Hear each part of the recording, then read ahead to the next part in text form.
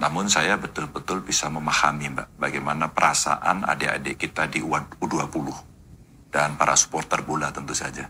Dalam konteks ini saya mau minta maaf sama mereka. Tetap semangat, tetap maju terus, ya.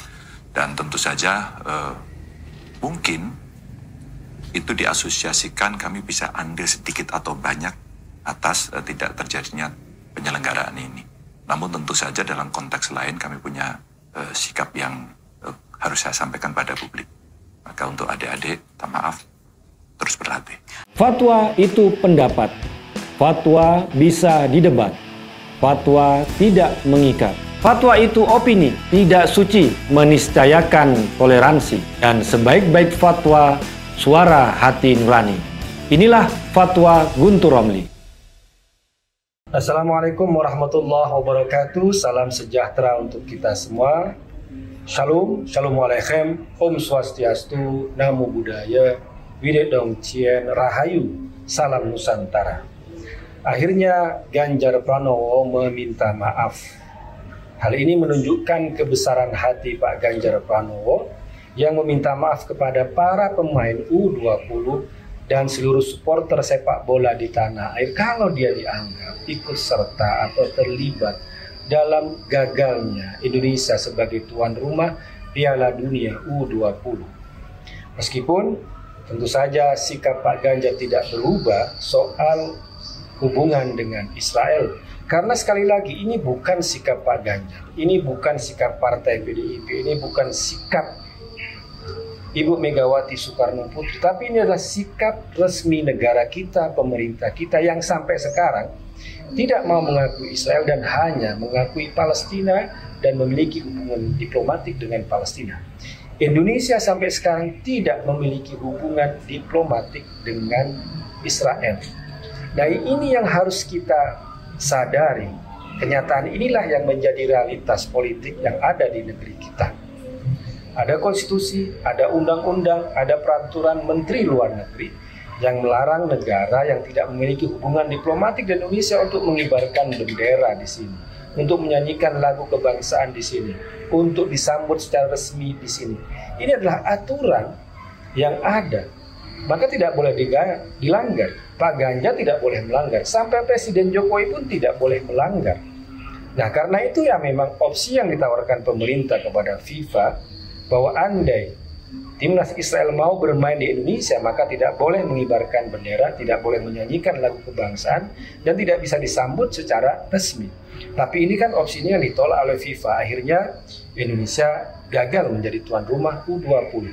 Sikap ini merupakan sikap bahwa Indonesia hanya mengakui Palestina, belum mengakui Israel, adalah sikap negara kita, sikap pemerintah kita yang harus kita taati, yang harus kita hormati sebagai warga negara Indonesia.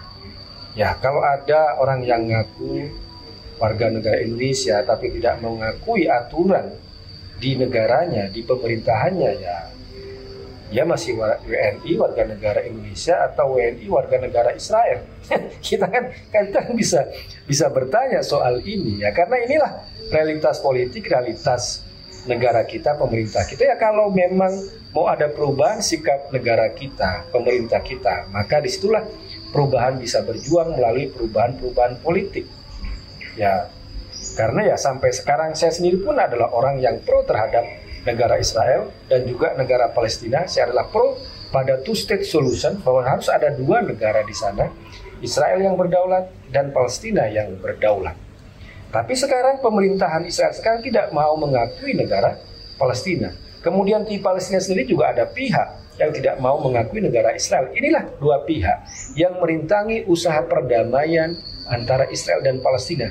Gus Dur adalah sosok yang mencoba untuk membuka diskusi tentang hubungan diplomatik dengan Israel, karena waktu itu orang-orang Israel yang memerintah sangat pro negara Palestina. Mereka pro perdamaian. Ada Ishak Rabin, ada Shimon Peres. Nah, sedangkan saat ini pemerintahan Israel sangat anti terhadap solusi dua negara.